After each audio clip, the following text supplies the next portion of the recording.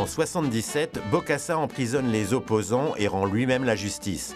Il occupe tous les postes. Mais cela ne suffit pas. Il lui faut devenir empereur. Ancien militaire, devenu homme d'affaires, proche de Bokassa et en rapport étroit avec l'Élysée, le Français Jean-Pierre Dupont est chargé de l'organisation du couronnement. L'expérience, je n'avais pas du tout, je n'avais pas fait de couronnement auparavant, mais ma référence c'était Napoléon, j'en avais pas d'autre, et ma référence a été un film que j'avais apprécié à une certaine époque, et qui s'appelait Napoléon le Sacha Guitry. Une fois par semaine avant le couronnement, le ministre et tout le monde étaient obligés d'assister au film pour bien s'imprégner de tout ce qu'il fallait savoir pour devenir empereur et aider l'empereur.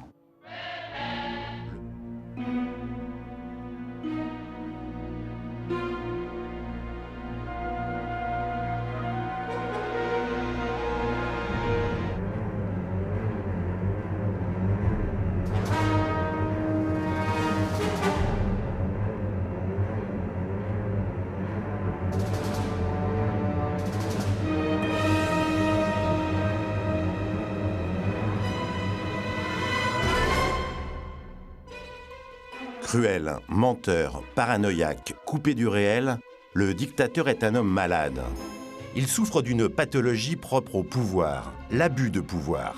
Ces abus terribles, on les connaît. Génocide, crimes, liberté d'expression réduite à zéro. Mais il en existe d'autres, délirants, presque drôles. Des caprices de sale gosse. Les voici réunis dans le manuel tragicomique du parfait tyran, les commandements de l'absurde.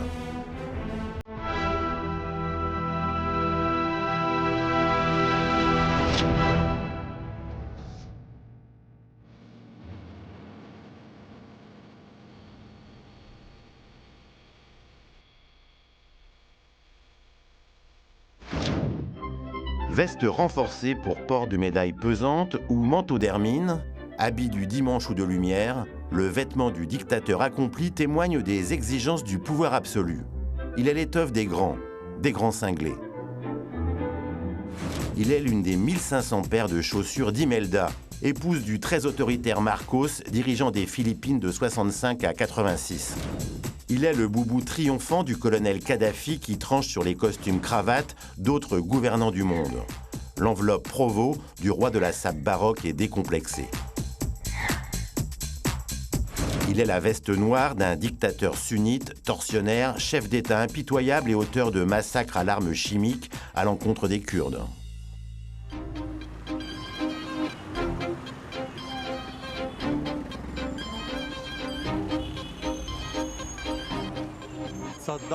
Je connais par cœur les mensurations de Saddam Hussein. Le pantalon 56, veste 54, les manches 70, sa taille 1m86, 1m14 de longueur de pantalon, les chaussures 45, chemise XL, 30 entre les jambes et les ourlets 25.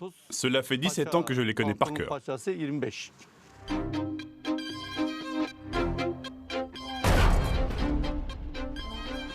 Recep Cezur est turc et kurde. Cireur de chaussures à 14 ans dans les rues d'Istanbul, il a depuis taillé la route du costume sur mesure via l'Irak et un client singulier. En 1992, j'ai ouvert un magasin dans le quartier de Mansour à Bagdad. Au mois de mai 1993, 4 personnes sont entrées dans la boutique. Ils s'étaient déplacés avec un véhicule officiel. Mes employés leur ont vendu 4 vestes. Ils m'ont raconté ensuite que parmi eux, il y avait l'un des fils de Saddam Hussein. J'ai dit à mes employés, la prochaine fois qu'ils passeront à la boutique, appelez-moi et je viendrai les voir. Je voulais proposer au fils de Saddam de fabriquer des costumes pour son père. J'étais prêt à aller prendre moi-même ces mesures. Le 22 août 1993, à 9h30, je me suis rendu au palais de Saddam. On m'a fait attendre et je suis passé par 14 portes. À 16h, après la 15e porte, j'ai enfin aperçu Saddam qui était assis. Il m'a dit qu'il était heureux de ma proposition de costume sur mesure. Rayon intimité, Saddam n'aimait pas la couleur marron, ni les lacets de chaussures. Il préférait les cravates rouges, noires ou blanches. Il n'aimait pas les cravates avec rayures. Pendant 17 ans, j'ai fait environ 220 costumes pour Saddam Hussein lui-même.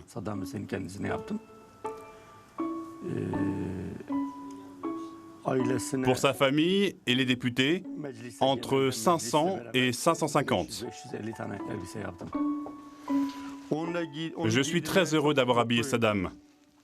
Je ne pense pas que je puisse trouver un homme aussi parfait que lui. Il avait une très belle stature de mannequin.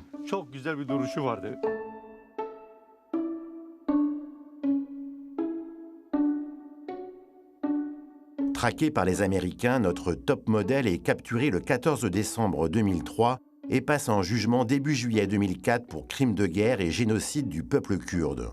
Sur ses épaules, une veste signée Césure.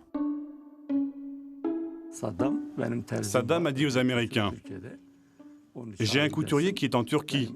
Je veux ce couturier. » Lorsque je suis allé prendre ses mesures, il avait perdu 2 tailles, aussi bien pour le pantalon que pour la veste.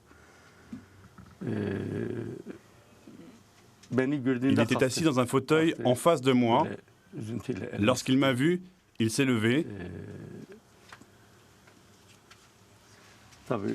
Il m'a serré la main avec beaucoup de tristesse et il m'a regardé dans les yeux.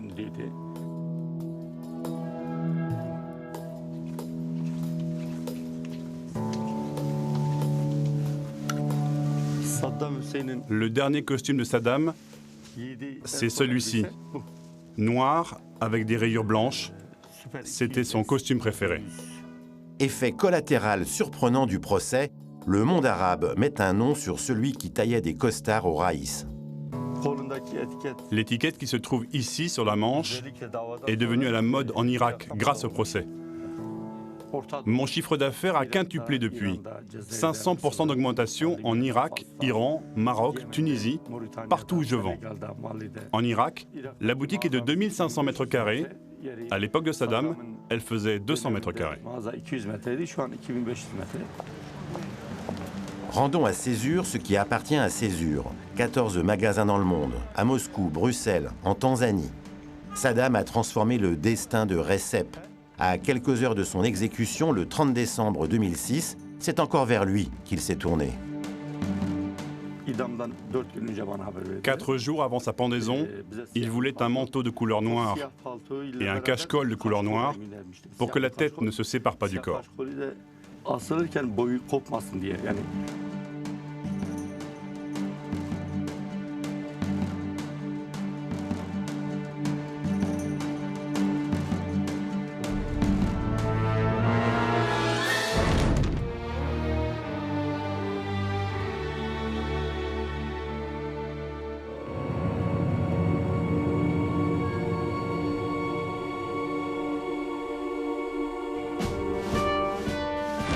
Pour compenser une journée généralement chargée et la perte d'énergie due à une intense préoccupation du sort de son peuple aimé, bien se nourrir pour un dictateur est essentiel. Mobutu, qui détestait manger seul, raffolait d'orgies culinaires aux 1000 invités et au budget en champagne et vin illimité. Hitler se prétendait végétarien mais se gavait sous la table de saucisses bavaroises. Quand l'appétit va, tout va. Une maxime chère au dirigeant coréen Kim Jong-il, mort en décembre 2011.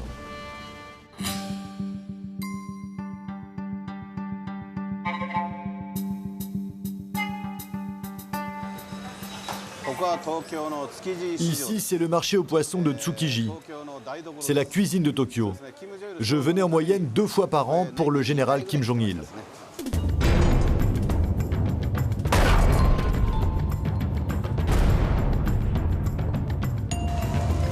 Durant 13 ans, le japonais Kenji Fujimoto, ce n'est pas son vrai nom, a été le cuisinier en chef de Kim Jong-il, dictateur qui aura incarné à lui seul les papilles de la nation nord-coréenne.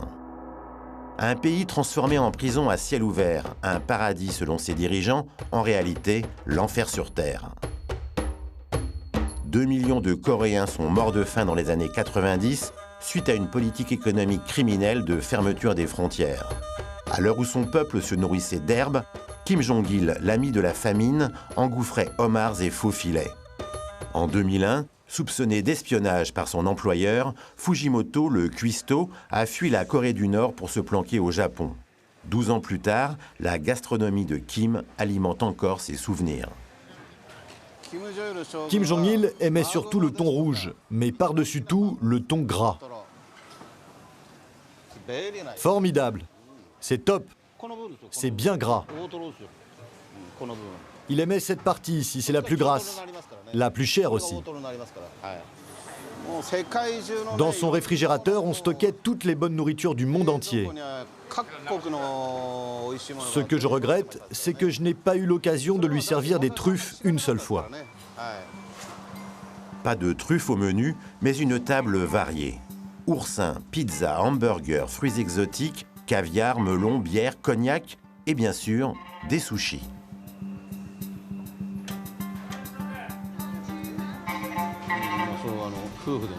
La veille, je faisais la liste sur ordinateur et je proposais 20 ou 25 sortes de sushis. Il regardait cette liste, mais toujours après avoir dîné. Avant le dîner, il avait faim, il aurait tout coché. Savoir manger pour un dictateur, c'est se goinfrer d'une nourriture venue de partout. De Chine, je faisais venir du Kentucky Fried Chicken. Tout engloutir et à n'importe quelle heure. Le hamburger, on lui servait au goûter, vers 15 h. Au service de l'ogre, une trentaine de cuisiniers et de serviteurs. Les caprices d'un fin gourmet restent lourds à digérer. Le rituel du riz, par exemple. Les serveurs entassaient les grains de riz sur une table, sur du papier, et ils triaient. Ils regardaient si les grains étaient abîmés ou intacts. Les grains de riz endommagés allaient pour les serveurs. Ça m'a vraiment surpris. Ils faisaient ça tous les jours. Question boisson, le palais de Kim Jong-il marquait sa préférence pour le cognac NC. 800 000 $ de cognac par an à 5 000 $ la bouteille. Il importait sans arrêt cette bouteille. Lorsque Kim Jong-il organisait une réception, il y avait toujours une liasse de 50 000 $ à côté de lui. Une liasse qu'il s'apprêtait à distribuer. Et quand l'ambiance retombait, on préparait un jeu. Le général le mieux gradé alignait tout le monde devant Kim Jong-il dans l'ordre hiérarchique. Dans chaque verre, Kim Jong-il servait une bonne dose de cognac. Et chacun, tour à tour, devait la boire cul sec pour obtenir 100 $. À l'étranger, on sert une petite dose dans un grand verre. On agite le verre pour sentir l'odeur et on trempe juste les lèvres. Nous, on le buvait cul sec et on recevait 100 $. C'était n'importe quoi.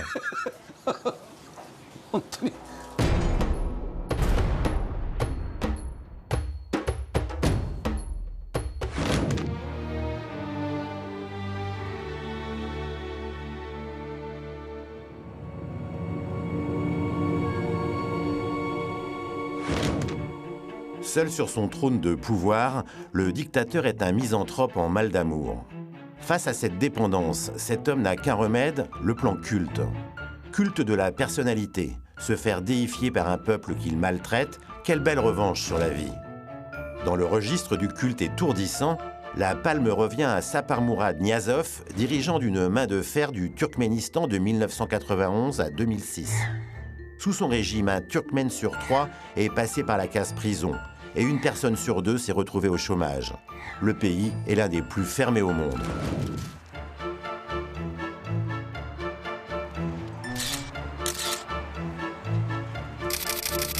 Photographe suisse et lauréat du prestigieux World Press Photo, Nicolas Righetti a pourtant réussi à s'y rendre à plusieurs reprises. Dans ses bagages, une flopée d'objets frappés au sceau de Niazov. Niazov, superstar, s'est photocopié à l'extrême. Quand on arrive au Turkménistan, la première chose qu'on voit, c'est Niazov. Pourquoi? Parce que Niazov est partout. Il est multiplié à l'infini. On le trouve à l'extérieur, à l'intérieur. Il est bien sûr sur la monnaie, il est bien sûr sur les montres, ce qui peut paraître aussi assez classique, mais c'est vrai qu'il est aussi sur les bouteilles d'alcool, sur le thé, sur toutes les boîtes de sel. Niazov a signé un livre en 2001 que tout bon citoyen devait connaître par cœur. Ben voilà, ça c'est le livre, le Runama.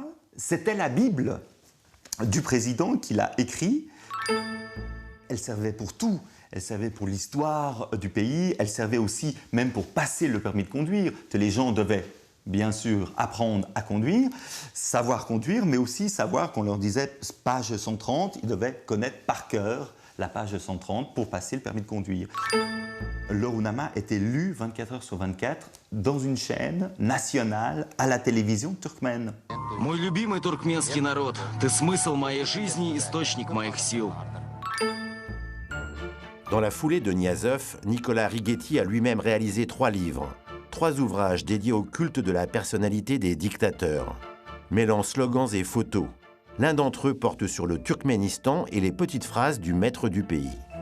En fait, peut-être ce qu'il y a le plus délirant au niveau du slogan du président Niazov, c'est il disait « Le peuple me respecte tellement que je ne puis dormir ». Et là, j'ai mis donc une photo où on voit ma chambre d'hôtel, on voit bien sûr le portrait au-dessus de mon lit qui est en fait Niazov, donc le culte de la personnalité est partout à l'intérieur, à l'extérieur, et dans chaque lieu.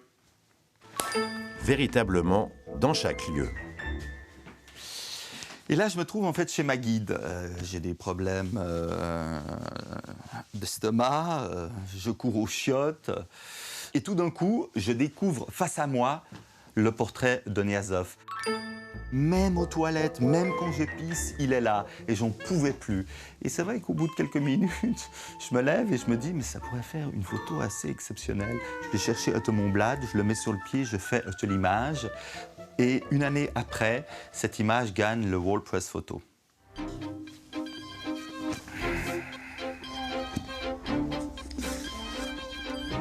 Ah, il en reste.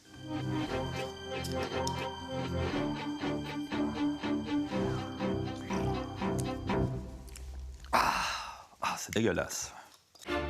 À la mort de Niazov en 2006, on a cru un moment que son successeur, Gurbanguly Berdimuhamedov, allait réduire la voilure du culte au Turkménistan. Il n'en a rien été. Cet ex-dentiste et ministre de la Santé aura patienté 3 ans avant de cavaler sans complexe sur les traces de son ancien patron. Une colombe sur l'épaule.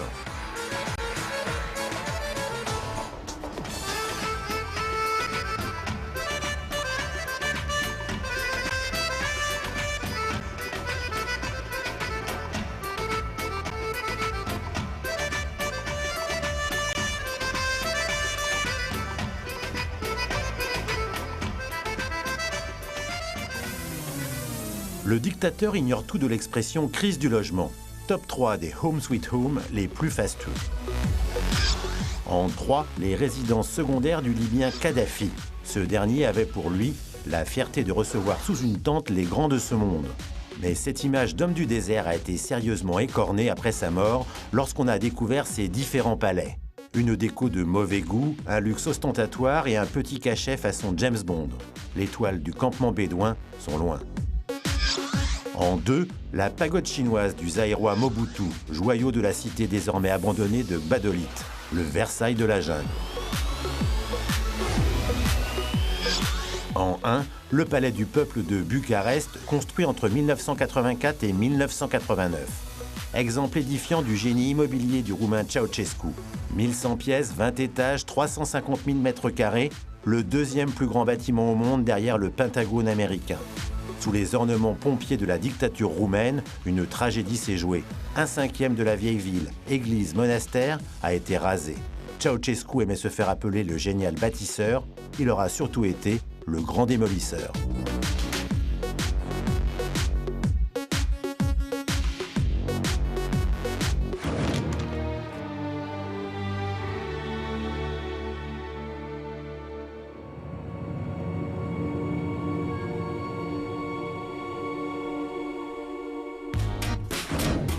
L'un des gros kiffs du dictateur a pour nom Paris, capitale du chic, de la vie de château et du bon plaisir.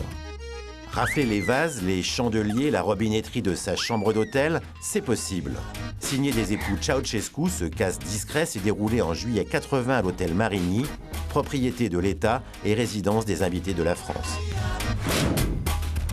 Remonter les Champs-Élysées à contresens sans se faire inquiéter, c'est possible. Démonstration faite en 2004 par Hannibal Kadhafi, l'un des fils du colonel. Il roulait à 140 km/h, à contresens de la circulation. Il était interpellé dans des conditions où son haleine sentait fortement l'alcool. S'en est suivi une bagarre avec les services de police. et cette personne a été laissée libre sur place. Passer à la télé dans une émission bâtie à sa gloire, c'est encore possible. De passage à Paname en 1996, le Turkmène Saparmourad Niazov s'adresse à Martin Bouygues, propriétaire de TF1. Il tient à participer à une édition spéciale de la première chaîne française. Bouygues Construction vient de signer des contrats d'1 milliard d'euros avec Niazov. TF1 organise alors une fausse émission jamais diffusée, dont l'unique objet est de contenter le dictateur turkmène. Une émission animée, ou plutôt jouée, par le journaliste Jean-Claude Narcy, avec sur le plateau Patrick Lelay, PDG de la chaîne, et d'autres grands patrons français. Des années plus tard, Internet ressuscitera cette pantalonnade.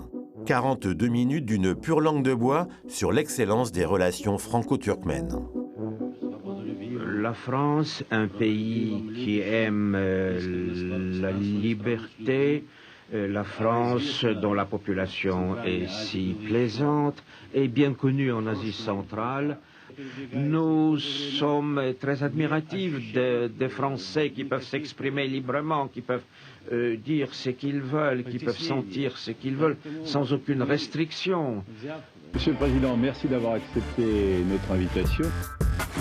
Paris exauce tous les désirs et encourage le carpe diem de luxe. Touriste intermittent et fils du dictateur de la Guinée équatoriale, Théodorine Obiang avait pour devise de ne jamais remettre à demain les dépenses princières qu'il pouvait faire le jour même. Le faste de son niveau de vie était incroyable. C'était, il jetait l'argent par les fenêtres. John Ribeiro a été le témoin numéro 1 du délire bling-bling de Théodorine Obiang. Il retirait des sommes colossales dans les banques. Moi, j'ai vu des enveloppes de 500 000 francs par semaine, à l'époque, en 97. Que des trucs de fou. Un exemple, son père lui offre un avion pour ses 28 ans. C'est un Falcon. En 97, c'était le nouveau milliardaire qui venait de la Guinée équatoriale grâce au pétrole. Un grand classique de la geste dictatoriale, conserver l'argent généré par le sous-sol du pays. La découverte de l'or noir en 96 a hissé la maison Obiang au rang des familles les plus riches d'Afrique. Mais cette manne pétrolière n'a bien sûr pas profité aux 600 000 habitants de la Guinée équatoriale, dont les 3/4 vivent toujours sous le seuil de pauvreté. Sans rien savoir, on l'espère, du train de vie parisien du fiston Théodorine. Alors bon, pour continuer dans les phases de la vie de M. Théodore Obiang, un exemple, pour Bristol, suite pendant 1 mois et demi, à 45 000 francs en 97 par jour. Après, il a acheté Boulevard Lannes, cet appartement de 500 mètres carrés en 99. C'est pareil, il y avait des tas de choses dans cet appartement, des tableaux de maître, tout en cristal. La table de verre qui faisait 3 mètres de long sur 2,50 mètres de large, que du cristal baccarat, fait sur mesure, hein, une fortune juste la table. Quand il a acheté l'hôtel particulier il y a 3 ans ou 4 ans, un petit pied-à-terre, 5000 mètres carrés, avenue Foch, hein, sur 5 étages. Il avait fait construire une piscine et une discothèque dans l'hôtel particulier de 101 pièces. 101 pièces, vous vous rendez compte? C'est aussi grand qu'un hôtel, comme l'hôtel Plaza. Bah, c'est la même chose, sauf que c'était à lui. Je revois le film. De son niveau de vie, c'est de la folie. Soyons honnêtes, parfois Paris se rebelle. Théodorine en a fait les frais. Sa garçonnière du 42 avenue Foch, gorgée d'objets d'art achetés notamment à la vente Berger Saint-Laurent, a été mise sous séquestre en 2012 par le gouvernement français. Privé de ses Maserati et de ses Bentley, sans logis, le fils prodigue compte maintenant sur son peuple pour le dépanner.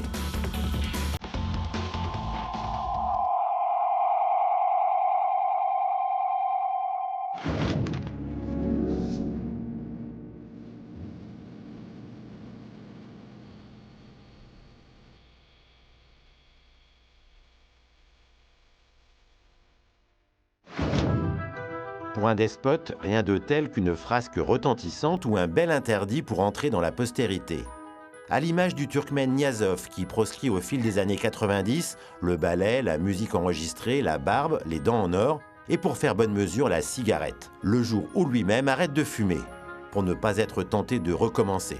Sacré Niazov. Mais l'événement qui reste l'une des plus belles illustrations de la folie des grandeurs du dictateur est le couronnement impérial de Jean Bedel Bokassa, maître de la Centrafrique. C'est un rendez-vous peu ordinaire que se sont donnés ce dimanche 4 décembre 1977, un peuple, un homme et l'histoire.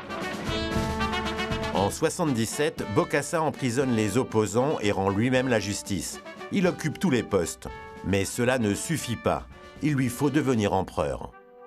Ancien militaire, devenu homme d'affaires, proche de Bokassa et en rapport étroit avec l'Élysée, le Français Jean-Pierre Dupont est chargé de l'organisation du couronnement.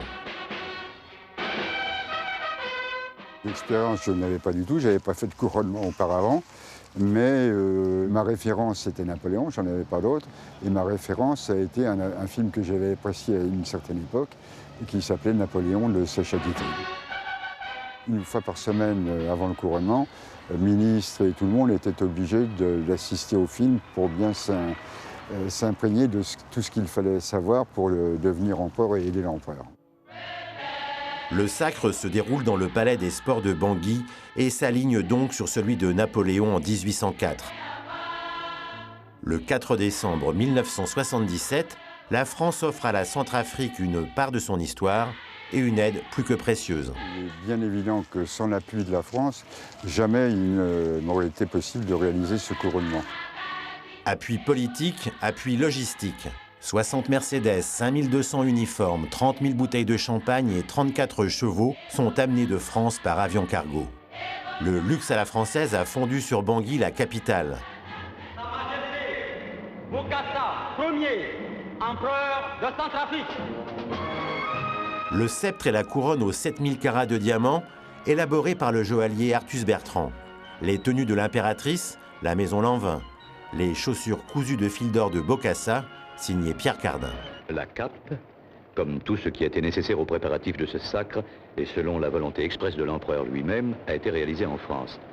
D'une longueur de 13 mètres. Elle est bien entendu de velours rouge bordé d'hermine. La couronne impériale, que, non sans émotion, l'empereur va ceindre lui-même, est directement inspirée de celle de Napoléon Ier. Et qui paye? La Centrafrique. L'addition, 16 millions d'euros, 10% du PNB du pays.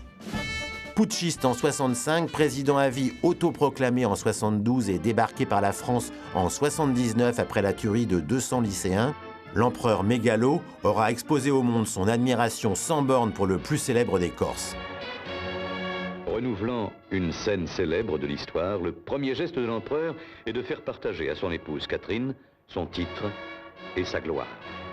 Il faut se mettre à la place de Bokassa. Bokassa, francophone, francophile, ancien marsouin des troupes de marine françaises ayant fait la campagne de Bir Hakeim, l'Indochine, etc.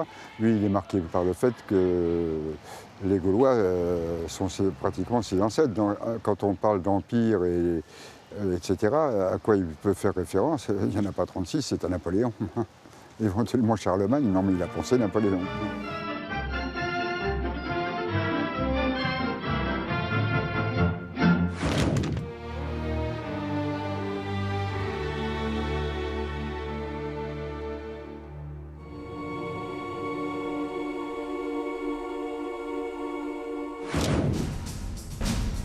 Le dictateur est par principe courageux.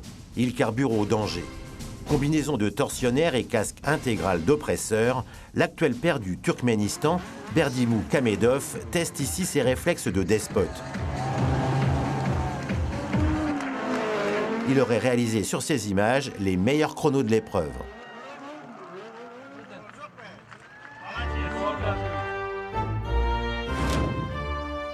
Le Roumain Nicolae Ceausescu a ramené son pays au niveau du Moyen-Âge. Dictant à son peuple comment se nourrir, 15 grammes de viande seulement par jour. Comment se chauffer, température maximale fixée à 14 degrés. Comment augmenter le taux de natalité, 4 enfants minimum par famille. Il a été le dictateur le plus violemment excentrique, haï par une population réduite en esclavage. L'une de ses distractions, la chasse à l'ours dans les montagnes des Carpates. Un musée y expose les dépouilles de plusieurs bêtes abattues par celui qui se proclamait Danube de la pensée. Pendant 25 ans, j'ai participé aux chasses de Ceausescu.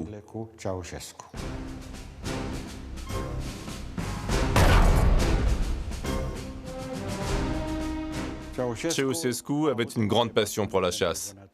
Il souhaitait devenir le plus grand chasseur du pays. Il ne tenait compte que d'une chose, tuer le plus possible de gibier. Il voulait détenir les records nationaux et mondiaux pour toutes les chasses possibles, pour ramener tous les trophées qui existaient alors en Roumanie. Il était en concurrence avec Tito, le dirigeant de la Yougoslavie. Tito a détenu un temps le record mondial de la plus grande peau d'ours. Mais le record actuel, le voici. Un ours brun abattu par Ceausescu. Un Ceausescu obsédé par la taille de l'animal tué et qui exigeait qu'on lui fournisse la plus grande peau à n'importe quel prix. On avait inventé une méthode pour étirer la peau d'ours. Une fois la peau tannée, on l'étalait sur une table spéciale et à l'aide d'un vérin, on l'étirait le plus possible sur sa largeur, de façon à ce qu'elle se transforme en carré, ce qui donnait une plus grande surface. Ce qu'on voit ici, ce sont des dimensions artificielles.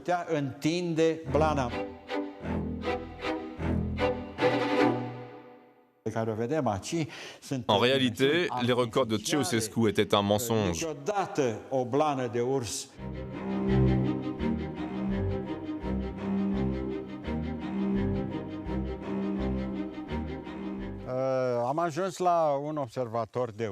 On arrive ici à un poste de chasse d'où Ceausescu tirait l'ours au printemps. Des ours qu'on appâtait avec de la nourriture. La chasse en elle-même durait très peu de temps. Quand Ceausescu débarquait, tout était réglé, préparé. Parce qu'on savait à l'avance les horaires des ours.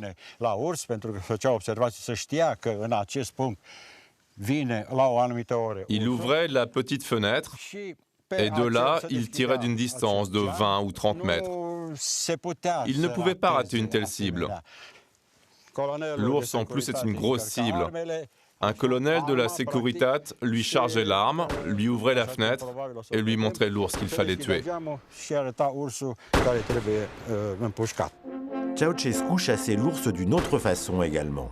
Aidé de 200 rabatteurs et nantis d'un courage sans égal, il traquait à pied l'infortunée créature, délaissant momentanément le tir au pigeon du haut de son poste de chasse.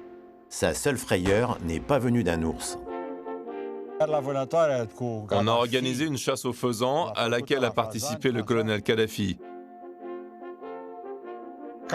Ceausescu a mis le plus de distance possible entre Kadhafi et lui. Il avait réellement peur d'une balle perdue.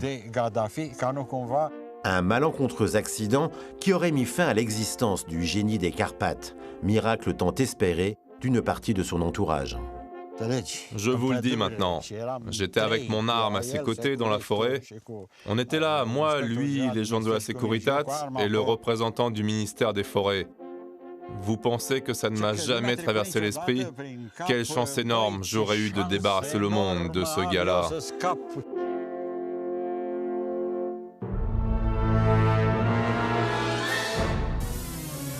Ils ne sont pas près de disparaître. Top 3 des dictateurs les mieux élus. En 3, le Kazakh Nursultan Nazarbayev, 4e mandat en 2011 avec 95,5% des votes. Nazarbayev compte tenir jusqu'en 2020. Âgé de 72 ans, il aurait demandé à ses scientifiques de lui concocter un élixir de vie et n'aurait obtenu jusqu'à présent qu'un yaourt bio. En 2, le Turkmène Berdimou Kamedov, réélu en 2012 avec 97,14% des voix. Et ce, malgré 7 candidats choisis au hasard, parmi ses partisans les plus fidèles. Numéro 1, Ismail Omar Guelleh, tyran de Djibouti. Il s'est fait réélire en avril 2005 avec 100% des votes, appliquant à la lettre le précepte de Staline, ce qui compte, ce n'est pas le vote, c'est comment on compte les votes.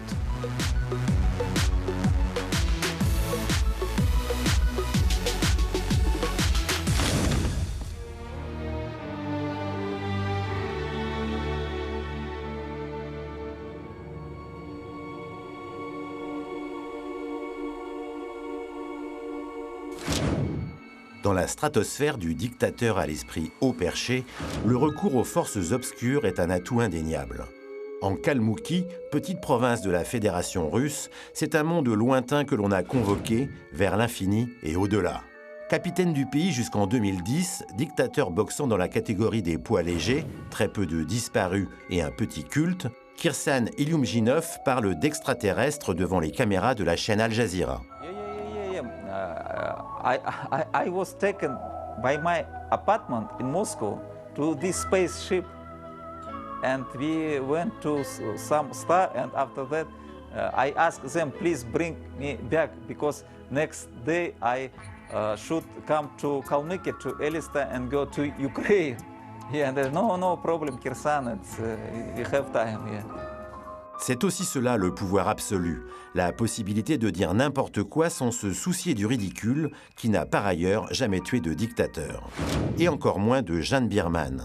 Installée au pouvoir depuis un demi-siècle, secrète mais extrêmement violente, l'armée birmane n'a confiance en rien, excepté en l'astrologie et la numérologie. Je suis allé à la rencontre des délires du régime de la dictature birmane.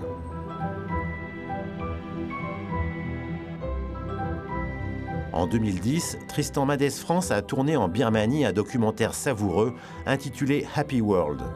Il a filmé toute une série d'aberrations liées à de vieilles superstitions.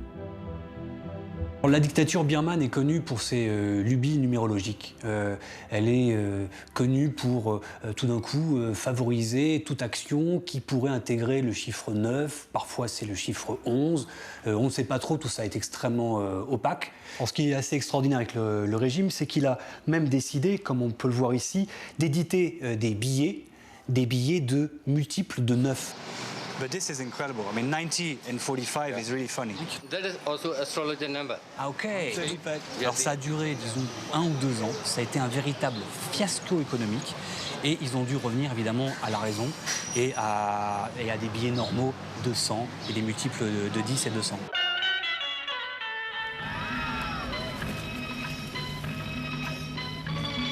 Autre exemple assez flagrant de ce délire numérologique ou astrologique du régime, c'est lorsqu'on arrive en Birmanie, on est confronté à des voitures, des bus, qui ont tous le volant à droite, alors que la circulation est elle-même à droite.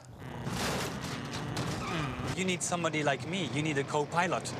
Yes. If I want to pass to another car, I need to tell you at the in front. Des astrologues auraient dit au régime que s'il voulait rester en poste, s'il voulait avoir les faveurs des esprits des dieux, eh bien la meilleure chose à faire, c'était de changer le sens de la circulation. Bilan, aujourd'hui, le centre de Rangoon est un véritable foutoir. L'essentiel des bus, donc, ont le volant à droite, mais ils ont la porte de sortie qui, elle, maintenant, au lieu de donner côté trottoir, donne au plein milieu de la route. Ce qui fait qu'évidemment, on s'expose à des accidents. Mieux encore, sur un coup de tête, les généraux ont déménagé la capitale birmane de Rangoon à Naypyidaw, à 300 km au nord. Les astrologues leur ont dit, vous devez absolument quitter Rangoon, sinon vous allez perdre le pouvoir en Birmanie. La migration a eu lieu le 6 novembre 2005. Novembre, encore le chiffre 11. L'administration et l'armée logent désormais dans une cité dont le nom birman signifie le siège des rois. Et ce qui est vraiment saisissant quand on arrive sur place, c'est qu'il n'y a quasiment personne. C'est une sorte de ville fantôme, avec des bâtiments luxuriants, des grandes allées, des malls commerciaux, de superbes bâtisses pour recevoir des gens, mais à l'époque où nous on y était, il n'y avait quasiment personne. Pourtant, tout est là, l'électricité 24 heures sur 24, la qualité de la vie là-bas est extraordinaire. Elle est réservée vraisemblablement à quelques happy fews, les apparatchiks, en gros, du régime. Une ville fantôme pour une junte qui, loin d'être fantoche, a réprimé dans le sang en août 1988 des manifestations monstres. Moines, étudiants, femmes et enfants, 10 000 personnes furent tuées en 4 jours. Aujourd'hui, le pays se démocratise à la vitesse d'un escargot, sans remise en cause des superstitions des généraux. Le régime fait peser sur la population une véritable pression. Économiquement, déjà, elle pille sa propre population. Les injustices, le système judiciaire est quasiment inexistant en Birmanie. Et ces folies du régime, ces extravagances-là, sont pour moi véritablement des symptômes d'un régime qui a perdu pied avec le réel.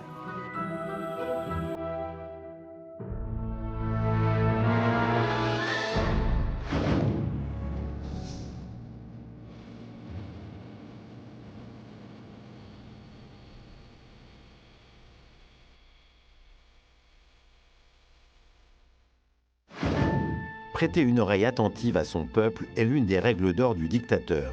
Elle fut suivie à la lettre par le Roumain Ceausescu, encore lui, qui bien avant de se faire bâtir le plus grand palais du monde, avait déjà prouvé qu'il avait le pavillon très large. Ceausescu entendait tout ce qui était dit, chuchoté ou crié dans un pays truffé de micros.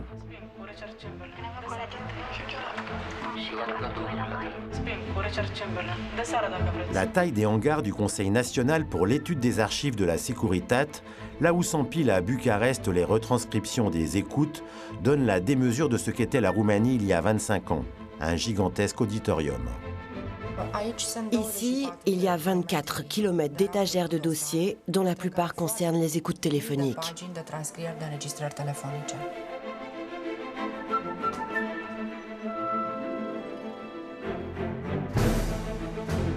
Ceausescu n'a pas été l'inventeur de ce système d'espionnage dont la mise en place se fit après-guerre, en 1949, mais il l'a intensifié jusqu'à son point de rupture.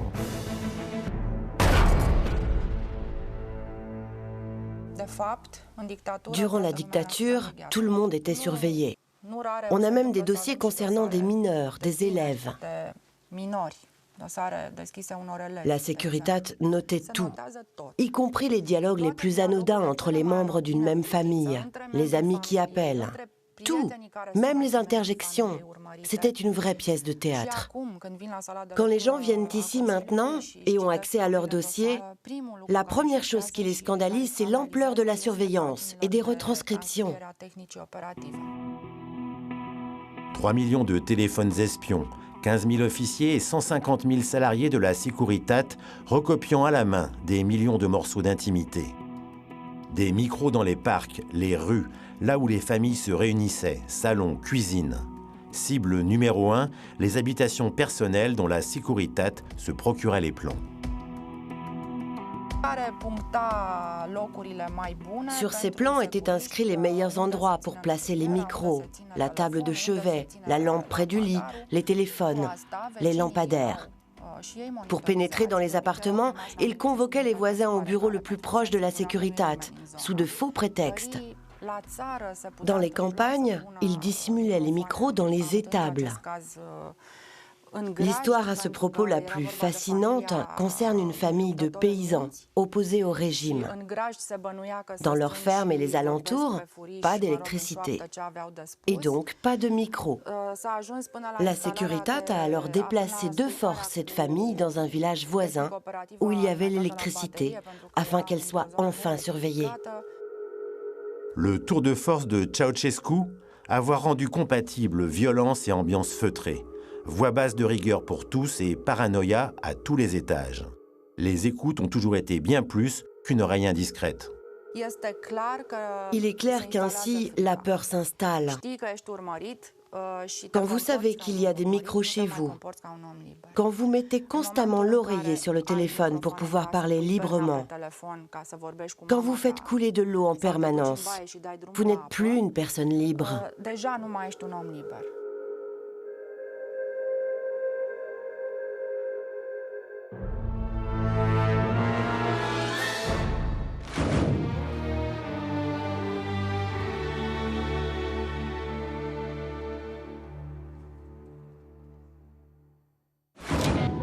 Enfin, pour ne pas s'aliéner son peuple, il reste au dictateur le don total de soi, corps et esprit.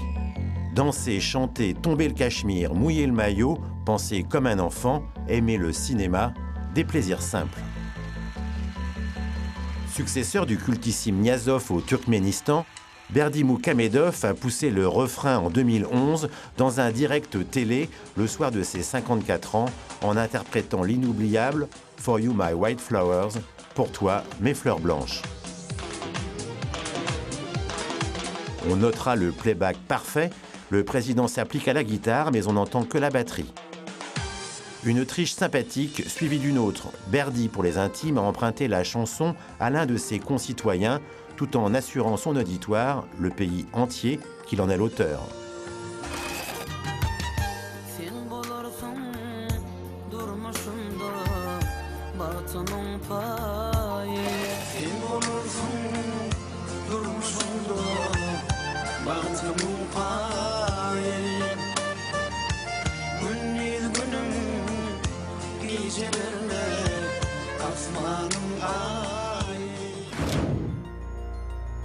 En Tchétchénie, régime en mode carton rouge, sanglant.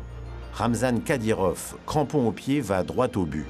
Ancien chef de milice au service du Kremlin, ce collectionneur d'armes a deux passions, la boxe et le foot. En 2011, ont eu lieu deux événements sportifs à Grozny, capitale de la Tchétchénie. Deux matchs exhibition réunissant des anciennes gloires du foot payés entre 100 et 200 000 euros la soirée. Maradona, Jean-Pierre Papin, Luis Figo et un numéro 10 rondouillard, le patron du terrain, du stade et du pays tout entier, Ramzan Kadyrov, 34 ans.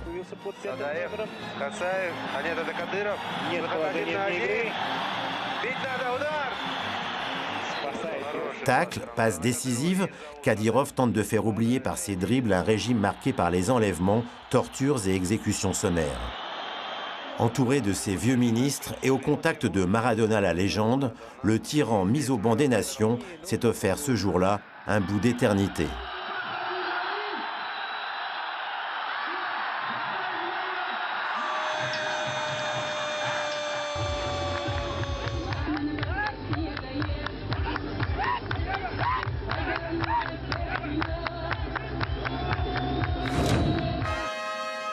Autre plaisir avec lequel le dictateur entretient un rapport d'émerveillement constant, le cinéma. Puisqu'il ne cesse de se mettre en scène, il demeure le premier cinéaste de son royaume et peine à discerner fiction et réel.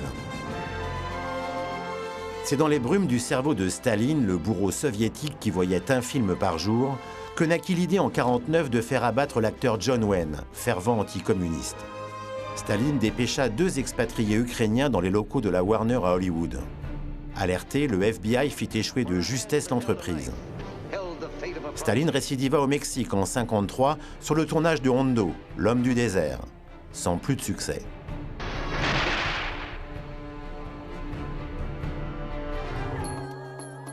Le 17 décembre 2011, Kim Jong-il disparaît.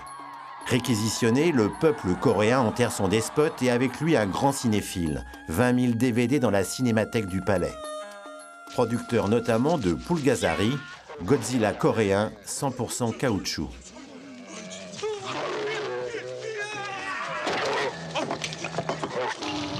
Kim le cinéphage, tout comme Staline, avait lui aussi tendance à s'identifier à ses héros de cinéma. Les films qu'il regardait toute la nuit, c'était des films d'espionnage, comme James Bond, toute la série. Dans la ligne de mire également, avec Clint Eastwood, et Bodyguard, avec Kevin Costner. Il regardait ces films des nuits entières, et il demandait à son service de protection de les visionner avec lui, pour qu'ils apprennent à le protéger comme Kevin Costner ou Clint Eastwood. Il a demandé à son fils qu'à son enterrement, il soit traité de la même façon que dans la ligne de mire. Ils ont fait exactement comme dans le film. Les hauts dignitaires et son fils, qui accompagnaient la voiture à son enterrement de chaque côté, ont reproduit la scène, en faisant comme Clint Eastwood et les autres acteurs.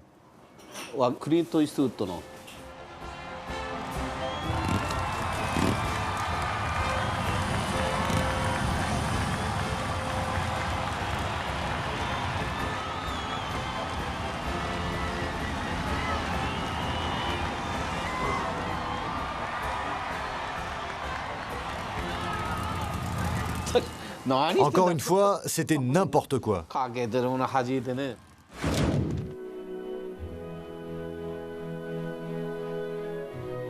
Oui, les rives du cinéma sont décidément impénétrables.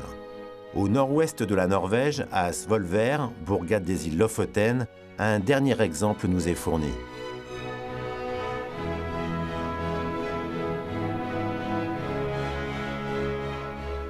C'est l'écriture d'Hitler.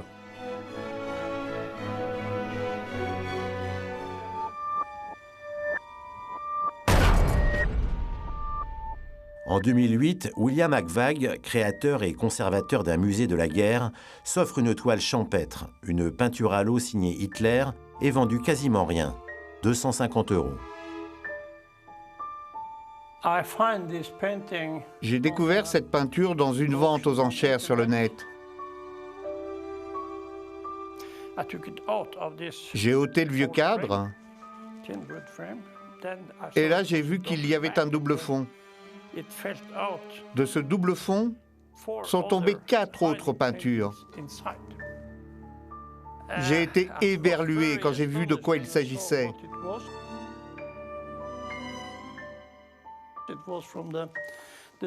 Les dessins venaient du film Blanche-Neige, dont je savais qu'Hitler possédait une copie.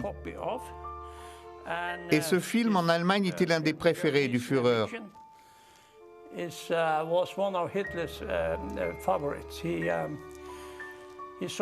Il le voyait sans cesse et le prenait pour l'un des meilleurs films au monde. Voici l'un des nains, très bien exécuté.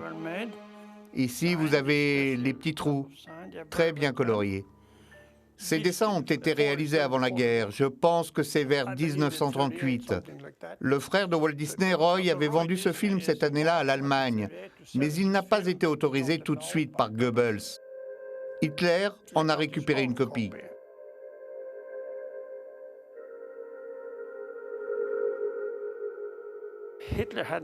Hitler a dessiné ces nains pour contenter son ego et montrer à Eva Braun, sa compagne, « Regarde, moi aussi je peux le faire ».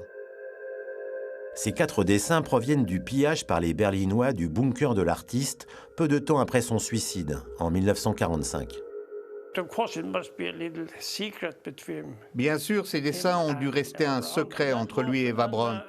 C'était impensable à l'époque que l'on apprenne qu'Hitler, il était le grand Führer. Personne ne devait connaître cette passion inavouable. Hitler, on le sait, a tâté des beaux-arts et peint quelques croûtes durant sa jeunesse. Une passion entretenue jusqu'à la fin de sa vie. À partir de 1934, Hitler avait emprunté une table à dessin à son ami architecte Albert Speer.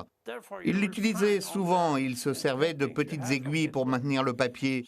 Vous trouverez sur les tableaux qu'il peignait des petits trous en haut à droite et à gauche. Des membres de la compagnie Disney vous ont-ils approché? Non, qu'est-ce qu'ils auraient pu me demander? Ce n'est ni ma faute ni la leur si Hitler a fait ceci. C'est de l'histoire.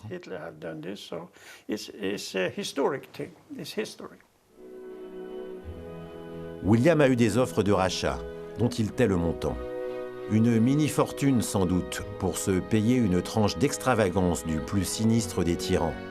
Pour s'offrir les reliques d'un homme qui, à la veille de ravager l'Europe et d'assassiner 6 millions de Juifs, a trouvé le temps de peindre Dormeur, Prof et Simplet.